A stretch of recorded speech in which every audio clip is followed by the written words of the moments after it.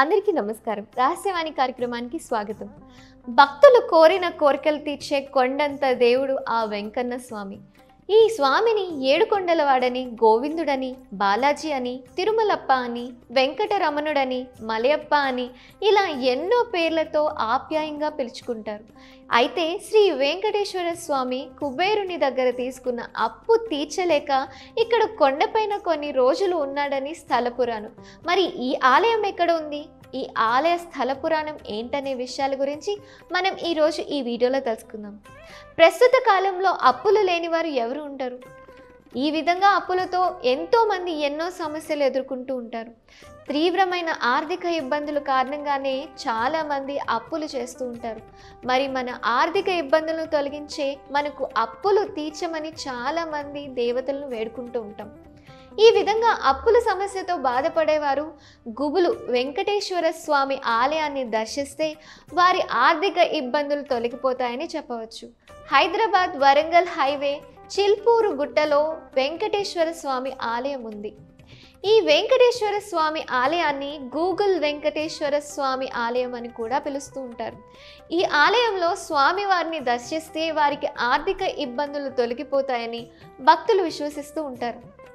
మరి ఈ ఆలయంలో ఉన్నటువంటి అఖండ దీపంలో నూనె వేసి దీపం వెలిగిస్తే ఆర్థిక ఇబ్బందులు తొలగిపోయి రుణ బాధలు తీరుతాయని భావిస్తారు. అసలు ఈ ఆలయాన్ని సందర్శిస్తే అప్పులు ఏ విధంగా తీరుతాయన్న విషయానికి వస్తే, పురాణాల ప్రకారం వెంకటేశ్వర స్వామి తన వివాహాన్ని అంగరంగ వైభవంగా జరుపుకోవడం కోసం కుబేరుని వద్ద తీసుకున్న అప్పు విషయం మనకు తెలిసిందే.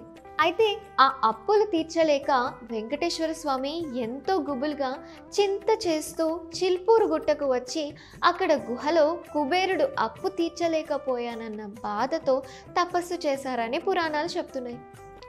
ఈ విధంగా స్వామివారు అప్పు తీర్చలేక గుబులుతో ఇక్కడ ఉండటం వల్ల ఇక్కడ వెలిసినటువంటి స్వామివారిని గుబులు వెంకటేశ్వర స్వామి అని పిలుస్తారు. మరి ఈ కొండకు స్వామివారు వచ్చినప్పుడు కొండ కింద భాగంలో స్వామివారి పాదాలు గుర్తులు ఏర్పడ్డాయి. ఈ విధంగా స్వామివారి పాదాలు ఉన్న చోటనే పాదాల గుండు అనే పేరుతో పిలుస్తూ ఉంటారంట. మరి ఈ ఆలయానికి మీరు కూడా వెళ్తారని నేను అనుకుంటున్నాను. మరి ఇలాంటి ఇంట్రెస్టింగ్ అప్డేట్స్ కోసం రహస్యవాణి కార్యక్రమాన్ని సబ్స్క్రైబ్ చేసుకోండి. Please like, share and comment.